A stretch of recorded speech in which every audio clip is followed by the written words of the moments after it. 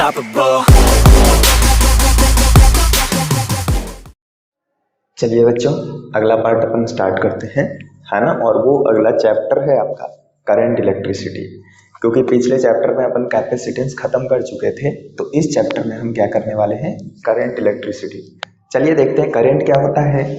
तो ये अपन 10th में ही पढ़ चुके हैं बेटा, और 12th में पढ़ते हैं, है ना। क्या होता है, rate of flow of charge, rate of flow of charge is called current। कि rate of flow of charge मतलब किसी भी पॉइंट से जो आपका चार्ज कितना फ्लो हो रहा है पर यूनिट टाइम, किसी भी पॉइंट से किसी भी क्रॉस सेक्शन से कितना चार्ज फ्लो हो रहा है पर यूनिट टाइम, ये क्या कहलाता है आपका, ये करंट इलेक्ट्रिसिटी कहलाता है। क्या कहलाता है बच्चे, करंट कहलाता है। चलिए देखिए इसमें क्या लिखा हुआ है। ये तो rate of flow of charge मतलब I is equal to d q upon d t. Rate of flow of charge बोला है, मतलब चार्ज के फ्लो होने का रेट को हम क्या कहते हैं, करंट कहते हैं। ये और इसको कैसे लिख सकते हैं बेटा, तो I is equal to delta q upon delta t. अगर आपका इंटरवल बड़ा है बेटा, टाइम इंटरवल बड़ा है, तो वो हो जाएगा एवरेज करंट, और अगर टाइम इंटरवल छोटा है तो इंस्टेंटेनियस करंट। ये कैसा करंट है बेटा, इंस्टेंटेनियस करंट है। कैसा है, इंस्टेंटेनियस। और ये कैसा है, एवरेज करंट है। कैसा करंट है बेटा, एवरेज करंट है ना। चलिए जैसे ये समझ में आया होगा कि किसी भी क्रॉस सेक्शन से कितना यूनिट टाइम में कितना चार्ज फ्लो हो रहा है, उसे हम करंट कहते हैं। और इस पे एक सवाल करते हैं। चलिए देखिए, जैसे आपके पास I इज इक्वल टू है बेटा 4t square plus 5t plus 4, 4t square plus 5t plus 4, ये है बेटा। आपको चार्ज निकालना है। क्या निकालना है बच्चे, चार्ज निकालना है इन 5 सेकेंड, है ना। Find charge flown in 5 second, कि 5 सेकंड के अंदर में कितना चार्ज फ्लो होगा। ये एक प्रैक्टिस क्वेश्चन है और कुछ नहीं, बस प्रैक्टिस क्वेश्चन है बेटा। तो कैसे निकालोगे इसको, कैसे निकालेंगे बेटा, तो देखिए आपका क्या दिया हुआ है, I is equal to 4t square plus 5t plus 4, इसमें से चार्ज निकालना है आपको, इसमें से चार्ज निकालना है बेटा। तो I इज इक्वल टू क्या होता है, तो I होता है बेटा dq अपॉन dt होता है, dq अपॉन dt होता है। तो क्या करो, dt को इधर ले लो बेटा, dq को इधर छोड़ दो, तो dq इज इक्वल टू कितना हो जाएगा, I dt बेटा। कितना हो गया, I dt। तो dq is equal to I कितना है बेटा आपके पास, 4t square plus 5t plus 4, ये है इनटू dt। ये आपके पास क्या हो गया, करंट आ गया। क्या आ गया बेटा, सॉरी चार्ज आ गया, है ना। अब इतना नहीं है बेटा, ऐसा नहीं पूछा है, ऐसा आंसर नहीं है।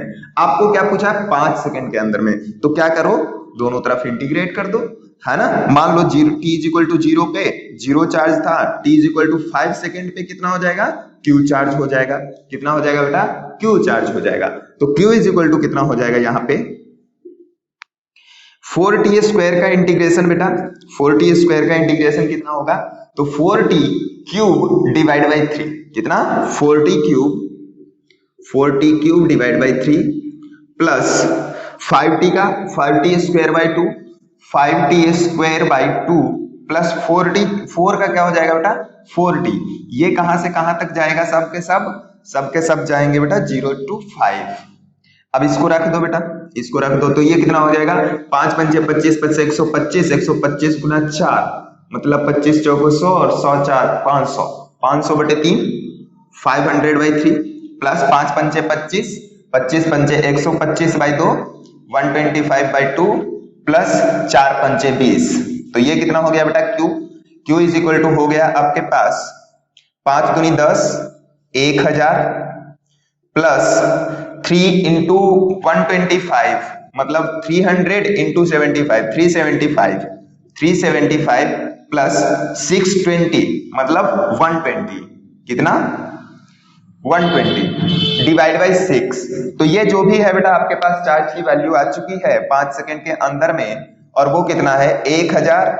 1000 मतलब 1000, 1300, 13 एक 1400, 1400 और 75 और 20 95, 1495, 1495/6 आ गया बेटा।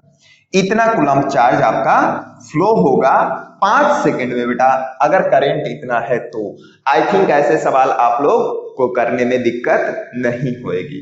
चलिए आगे बढ़ते हैं बेटा, देखते हैं करंट का यूनिट क्या होता है। करंट का यूनिट क्या होता है बेटा? एम्पियर होता है। यूनिट क्या होता है इसका? एम्पियर होता है बेटा। डायमेंशन क्या होता है? डायमेंशन बेटा तो आई लिख दो या फिर क्या लिख दो बेटा? ए लिख दो, दोनों में से कुछ भी हो सकता है। डायमेंशन कैसा क्वांटिटी है बेटा? वेक्टर या स्केलर? तो ये टेंसर क्वांटिटी है बेटा, टेंसर क्वांटिटी है, क्योंकि ये वेक्टर, इसके अंदर में डायरेक्शन भी है, इसके अंदर में मैग्नीट्यूड भी है, बट ये वेक्टर नहीं है, क्योंकि ये वेक्टर के लॉ को पालन नहीं करता है बेटा, है ना। राजा तो है लेकिन राजा के नियमों को पालन नहीं करता है, ये वो है ना। चलिए देखते हैं, आगे बढ़ते हैं। तो ये चार्ज के करंट के बारे में थोड़ा सा इंट्रोडक्टरी पार्ट था बेटा। अब आते हैं करंट के थोड़ी सी डेरिवेशन पार्ट पे, है ना, जो कि अपन को यूज करने होते हैं और नीट में बीच बीच से सवाल पूछते रहते हैं, है ना। बीच बीच में से ही आपको सवाल पूछेंगे बेटा। देखिए कैसे, जैसे मान लीजिए आपके पास बेटा कोई एक कंडक्टर है ना, ये एक कंडक्टर है बेटा। इस कंडक्टर के अंदर में बहुत सारे इलेक्ट्रॉन फ्लो होते हैं, बहुत सारे इलेक्ट्रॉन होते हैं बेटा। तो इलेक्ट्रॉन क्या होते हैं? इनिशियली रैंडम डायरेक्शन में मूव करते रहते हैं बेटा। इस कंडक्टर के अंदर में जो भी इलेक्ट्रॉन्स होते हैं वो रैंडमली मूव करते रहते हैं, रैंडमली, है ना। लेकिन हम उनको क्या करते हैं? उनको बैटरी लगा देते हैं बेटा, बैटरी लगा देते हैं इनके चारों तरफ, मतलब इनके साइड से ऐसे, है ना, इनके इस तरह से बैटरी लगा दी है। अब बैटरी क्या किया? ये battery potential difference across this conductor जो है, end of this conductor difference, potential difference generate कर दिया। अब पोटेंशियल डिफरेंस जनरेट करने से क्या होगा बेटा? तो आपको याद होगा, अपन लोग पढ़े थे, पोटेंशियल इज इक्वल टू क्या होता है? E डॉट एल होता है, E इंटू एल होता है। मतलब पोटेंशियल अगर हमने लगाया है बेटा तो इलेक्ट्रिक फील्ड आ गया है, इलेक्ट्रिक फील्ड जनरेट हो गया है इसके क्रॉस। तो इलेक्ट्रिक फील्ड किधर से किधर जनरेट होता है बेटा? तो पॉजिटिव टू निगेटिव, मतलब ये टर्मिनल आपका पॉजिटिव बन गया, ये टर्मिनल आपका निगेटिव बन गया, तो इलेक्ट्रिक फील्ड ऐसे जनरेट हो गया, E is equal to V by L. Electric field generate हो गया बेटा। अब इलेक्ट्रिक फील्ड जनरेट होने के कारण यहाँ पे जो इलेक्ट्रॉन ऐसे ऐसे होते हैं बेटा, ये रैंडमली मूव करते रहते हैं। पहले क्या? रैंडमली मूव करते रहते हैं, लेकिन इलेक्ट्रिक फील्ड आने के कारण इस पे एक पार्टिकुलर डायरेक्शन में फोर्स लगने लग गया। क्या हुआ? पार्टिकुलर डायरेक्शन में एक फोर्स लगने लग गया, और वो फोर्स किधर होगा बेटा? इलेक्ट्रिक फील्ड इधर, तो फोर्स किधर? इधर। क्यों? क्योंकि इलेक्ट्रॉन है, इलेक्ट्रॉन एक निगेटिव चार्ज है, तो फोर्स इधर लगेगा। मतलब सारे के सारे पे फोर्स ऐसे लगने लग गए बेटा, इस तरह से, इस तरह से फोर्स लगने लग गए। अब सपोज कीजिए ये L लिखा हुआ है बेटा, और L क्या है? इसकी लेंथ है ना, ये L लिखा हुआ है और इसकी लेंथ है ना, मैं देखा नहीं था, यहाँ पे डाला था। हाँ, अब ये देखो, ये इधर की तरफ फोर्स लग रहा है बेटा, तो इलेक्ट्रॉन किधर मूव करेगा? तो इलेक्ट्रॉन इधर मूव करने लगेगा बेटा। जैसे ही इलेक्ट्रॉन इधर आएगा, इधर देखो, इधर पॉजिटिव की तरह अट्रैक्ट होगा, इलेक्ट्रॉन इधर आएगा, फोर्स भी लग रहा है इसके कारण इधर ही। तो इधर जैसे इलेक्ट्रॉन आया, ऐसे ऐसे इलेक्ट्रॉन फ्लो करने लग गए बेटा, ऐसे ऐसे इलेक्ट्रॉन फ्लो करने लग गए, इलेक्ट्रॉन फ्लो करने लग गए, इलेक्ट्रॉन फ्लो करने लग गए, है ना। इस तरह से इलेक्ट्रॉन फ्लो करने लग गए, तो क्या हुआ? यहाँ पे जो करंट होता है आपका, इसके जस्ट अपोजिट डायरेक्शन में फ्लो करने लगता है बेटा। क्या होता है? इसके जस्ट अपोजिट डायरेक्शन में आपका करंट फ्लो करने लगता है बेटा। तो करंट किधर से किधर फ्लो करता है? तो निगेटिव टू पॉजिटिव। करंट किधर से किधर फ्लो करता है बेटा? Negative to positive. और इलेक्ट्रॉन किधर फ्लो करता है? तो पॉजिटिव टू निगेटिव। पॉजिटिव से निकलता है, निगेटिव की तरफ इंटर करता है, और जस्ट अपोजिट में क्या होता है? करंट फ्लो करता है। ठीक है, चलिए अब देखो, मान लो कि आपको क्या निकालना है बेटा कि करंट कितना फ्लो हो रहा है। तो मैंने इसमें दो क्रॉस सेक्शन माना बेटा, एक क्रॉस सेक्शन ये मान लिया और ये एक क्रॉस सेक्शन मान लिया, ये क्रॉस सेक्शन मान लिया बेटा। इनकी क्रॉस सेक्शनल एरिया ए क्या है? क्रॉस सेक्शनल एरिया ए है। इन दोनों के बीच में जो इलेक्ट्रॉन है बेटा, ये जो इलेक्ट्रॉन है ये इस वाले क्रॉस सेक्शन से इस वाले क्रॉस सेक्शन में आते हैं, उनके बीच में इनके पास जो टाइम है बेटा वो डेल्टा टी मैंने मान लिया। कितना मान लिया? चलो डी टी मान लिया, डी टी टाइम, छोटा सा टाइम मान लिया, डी टी टाइम मान लिया। अच्छा, इसमें इलेक्ट्रॉन में फोर्स लगा है बेटा, इलेक्ट्रॉन में इलेक्ट्रिक फील्ड के कारण फोर्स लगा है। अब वो फोर्स क्या करेगा बेटा आपको, वो फोर्स क्या करेगा कि इलेक्ट्रॉन में एक्सीलरेशन जनरेट करवाएगा। एक्सीलरेशन जनरेट करने से क्या होगा, वेलोसिटी आएगा। और इलेक्ट्रिक फील्ड के कारण किसी भी चीज में वेलोसिटी आता है बेटा, उसे हम क्या कहते हैं, ड्रिफ्ट वेलोसिटी कहते हैं। तो ये आपका इस इलेक्ट्रॉन की वेलोसिटी है बेटा, वो क्या है, वीडी है। वीडी क्या है आपका, ड्रिफ्ट वेलोसिटी। ड्रिफ्ट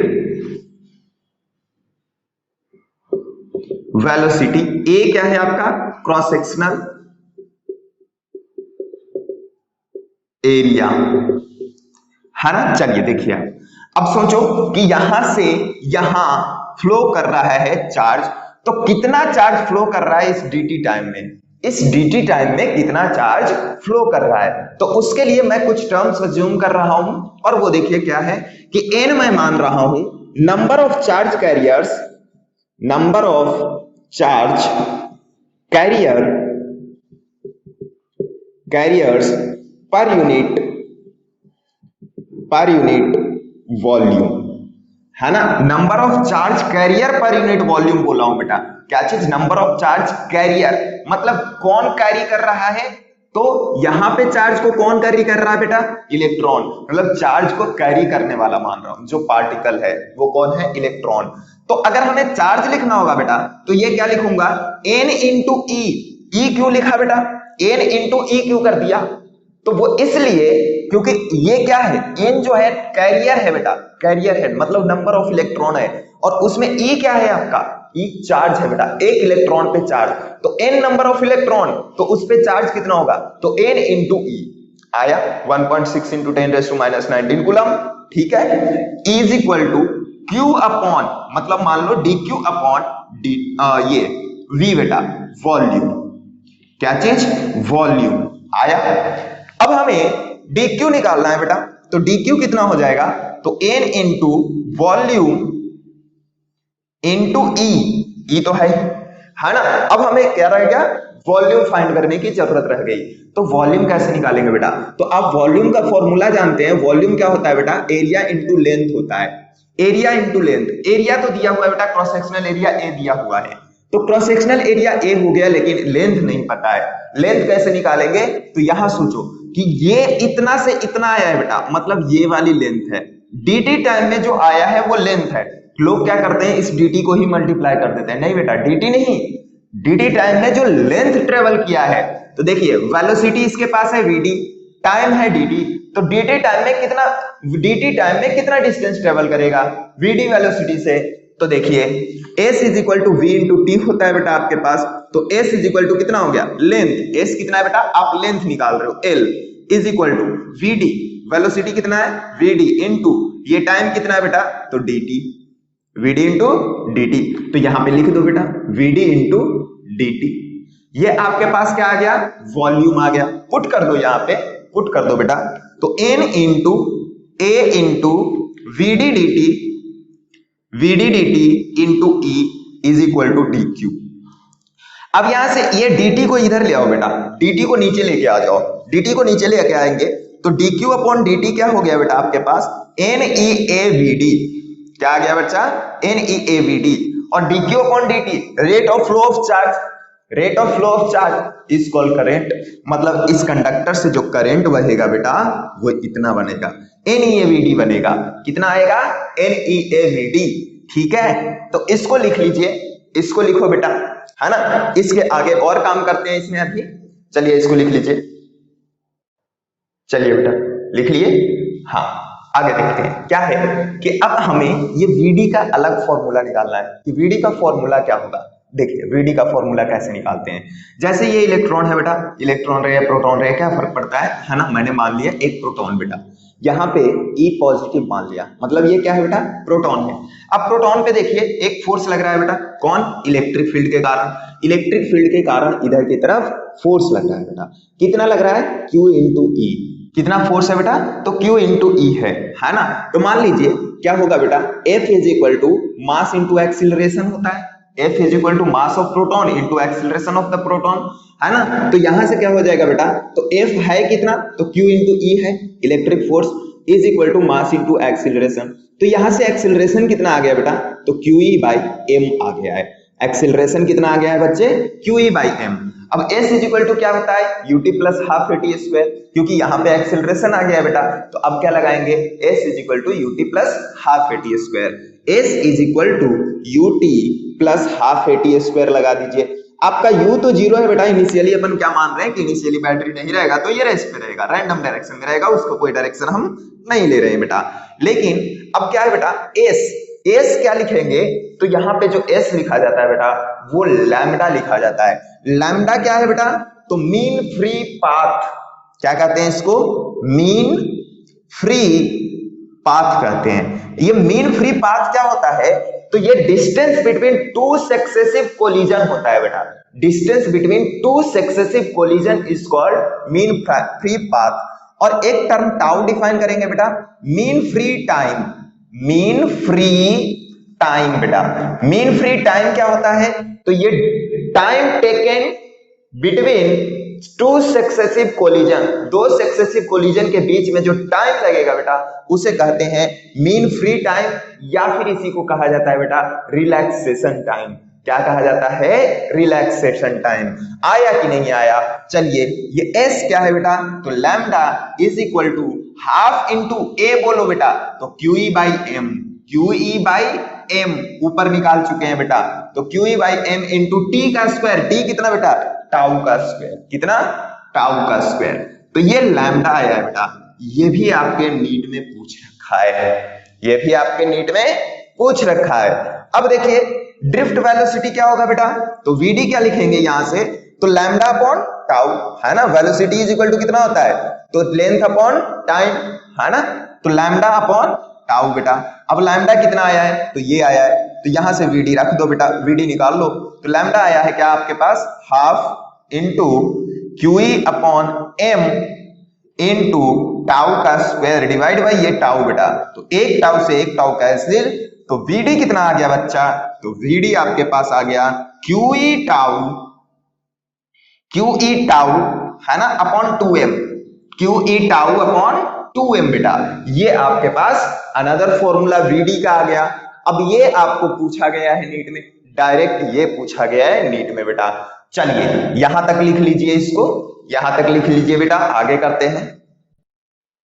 लिख लिए बेटा, यहां पे बेटा ये एक गलती लिखा गया है ना, QE में इलेक्ट्रिक फील्ड वाला ये है बेटा, अभी फॉर्मूला देखे थे उसमें इलेक्ट्रिक फील्ड वाला था, तो ये स्मॉल e लिखा गया है गलती से, ये इलेक्ट्रिक फील्ड है बेटा है ना, QE टाउ अपॉन 2M है ना, तो ये ड्रिफ्ट वेलोसिटी का है बेटा।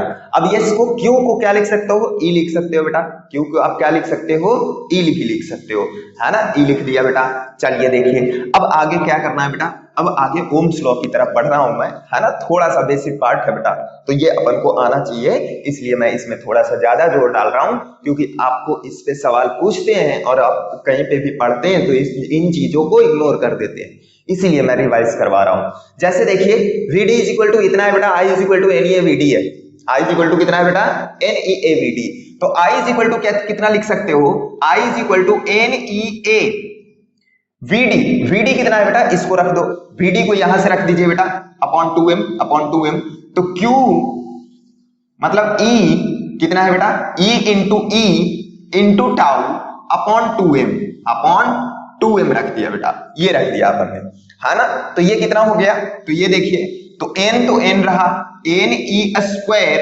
E टाउ अपॉन 2M आ गया बेटा, E टाउ अपॉन 2M आ गया।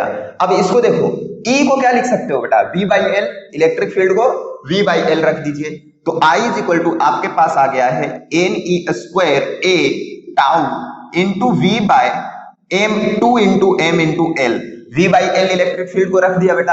अब यहां से V की वैल्यू निकाल लो, यहां से V निकाल लो बेटा, कितना आता है, V निकाल लीजिए, तो V इज इक्वल टू कितना आ जाएगा बेटा, तो 2ml upon NE square A tau into I, सही है। तो ये आ गया आपके पास, ये क्या होता है बेटा, एक कांस्टेंट होता है, क्या होता है, एक कांस्टेंट है बेटा। देखिए सब चीज कांस्टेंट है बेटा है ना, सब चीज आपका कांस्टेंट है, जैसे 2 कांस्टेंट है बेटा, m कांस्टेंट है, l कांस्टेंट है, n कांस्टेंट है बेटा, e स्क्वायर कांस्टेंट है, और क्या कांस्टेंट है आपका, अगर हमने टेम्परेचर सेम रखा बेटा तो आपका टाउ भी कांस्टेंट हो गया, ई तो कांस्टेंट है ही, मतलब सारी चीजें आपके पास क्या है बेटा, कांस्टेंट है ना, सारी चीजें आपके पास कांस्टेंट है। तो V is equal to some constant into I. आप ओम्स लॉ का नाम सुने होंगे बेटा, आपके दिमाग में आ रहा होगा कि क्या बन गया है, ये ओम्स लॉ बन गया है बेटा, है ना, मतलब V is equal to some constant मतलब आई, R लिख देते हैं इसको, क्या लिख देते हैं बेटा, R इंटू आई हो गया। मतलब यहां से क्या दिख रहा है बेटा, V is proportional to I, V is proportional to I और V is equal to I into R। इसी को हम क्या कहते हैं बेटा, ओम्स लॉ, ओम्स लॉ। अब यहाँ पे R कितना है बेटा, इसको मैं मिटा रहा हूं, इसको मिटा रहा हूं बेटा, इसकी जरूरत नहीं है अपन को, है ना, इसकी जरूरत नहीं है। अब देखो R की वैल्यू कितनी आई बेटा, तो R is equal to constant कितना था, 2ml upon ne square a tau, है ना।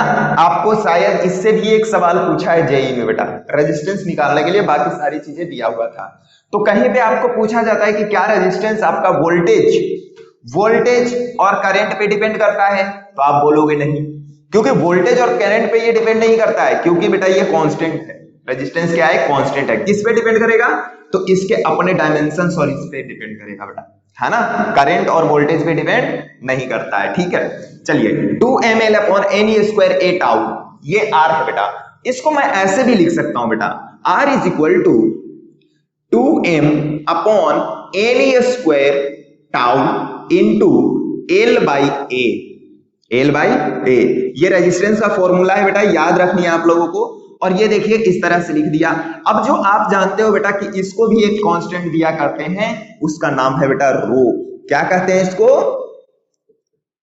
रेजिस्टिविटी। क्या याद है आपको, रेजिस्टिविटी बेटा, है ना, इसको कहा जाता है रेजिस्टिविटी। तो R इज इक्वल टू कितना हो गया बेटा, रो L बाई A। आप शायद ये फॉर्मूला पढ़ चुके हैं बेटा बचपन में ही, R is equal to rho L by A, है ना। अच्छा जी, अब रो क्या है बेटा, तो रो इज इक्वल टू कितना लिखे हो, 2m upon ne square tau, 2m upon ne square tau. जो रो होता है बेटा वो आपका डिपेंडेंट किस पे होता है, ओनली ऑन टेम्परेचर पे, टेम्परेचर पे डिपेंडेंट है बेटा।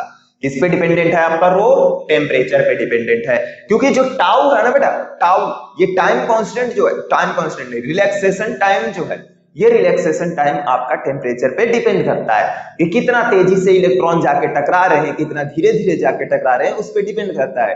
क्योंकि आपका टेम्परेचर ज्यादा होगा बेटा तो इलेक्ट्रॉन के पास एनर्जी ज्यादा होगी, वो फटाफट जाके टेम्परेचर कोलाइड करेंगे, रैंडमली कोलाइड करेंगे। तो ये है आपका टेम्परेचर पे डिपेंडेंट होता है बेटा। रेजिस्टेंस आपका किस पे, एरिया पे, लेंथ पे, टेम्परेचर पे, इन सब चीजों पे डिपेंडेंट होता है। मतलब रेजिस्टेंस आपका किस पे डिपेंड होता है बेटा, तो रेजिस्टेंस आपका क्या कहते हैं उसको, क्या कहते हैं, डायमेंशन पे डिपेंडेंट होता है ना। रेजिस्टेंस का यूनिट पता है ना, क्या होता है बेटा, ओम होता है।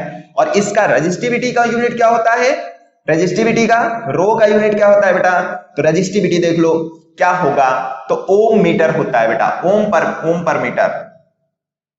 देखो रेजिस्टेंस का क्या हो गया, रेजिस्टिविटी का निकालना है ना, रेजिस्टिविटी का, तो रेजिस्टिविटी यहां से देख लो, तो रो इज इक्वल टू कितना हो जाएगा, R into A by L, है ना। ओम मीटर होता है बेटा, है ना, R का ओम इंटू एरिया का मीटर स्क्वायर अपॉन लेंथ का मीटर, मीटर कैंसिल, ओम मीटर आ गया बेटा। इसका यूनिट क्या आ गया है आपके पास, ओम मीटर, ओम मीटर, है ना, ओम मीटर।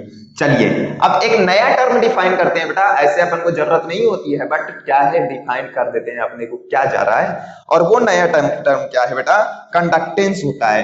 क्या होता है, कंडक्टेंस, कंडक्टेंस, इसको हम G से दिखाते हैं बेटा, कंडक्टेंस को G से दिखाते हैं। और ये होता कितना है, तो 1/R होता है बेटा, 1/R होता है कंडक्टेंस। इसका यूनिट क्या हो जाएगा बेटा, तो इसका यूनिट हो जाएगा आपके पास ओम इनवर्स। क्या हो जाएगा बेटा, ओम इनवर्स, या फिर इसको कहते हैं महो, MHO, है ना, उल्टा MHO, महो। है ना। इसको दिखाते हैं ऐसे, ऐसे ओम के उल्टा, ओम ऐसे दिखाते हैं बेटा और महो उल्टा दिखाते हैं, है ना। फिर होता है कंडक्टेंस के बाद एक आता है बेटा आपके पास टर्म कंडक्टिविटी। कंडक्टिविटी, कंडक्टिविटी क्या होता है बेटा, तो इसको सिग्मा से हम डिफाइन करते हैं। कैसे दिखाते हैं बेटा, सिग्मा से दिखाते हैं। और सिग्मा इज इक्वल टू कितना होता है, G is equal to 1/r, तो सिग्मा इज इक्वल टू 1/ρ बेटा, 1 रेजिस्टिविटी होता है। कंडक्टिविटी 1 रेजिस्टिविटी, कंडक्टेंस 1 रेजिस्टेंस, है ना। दोनों में सिमिलरिटीज हैं बेटा। तो इसका यूनिट क्या हो जाएगा, यूनिट क्या हो जाएगा बेटा इसका, तो ओम मीटर का इनवर्स, ओम मीटर का इनवर्स हो जाएगा बेटा, ओम मीटर का इनवर्स, ओम मीटर का इनवर्स हो जाएगा। सही है, चलिए क्लियर है बेटा। तो आगे बढ़ते हैं, इसको लिख लीजिए, बाकी नेक्स्ट पार्ट में देखते हैं बेटा। ये सब आपको कहानी क्लियर हो गई होगी। नेक्स्ट पार्ट में कुछ इस पे सवाल करेंगे और अगले पार्ट की तरफ मूव करेंगे, सर्किट थ्योरी की तरफ। चलिए बाय बेटा।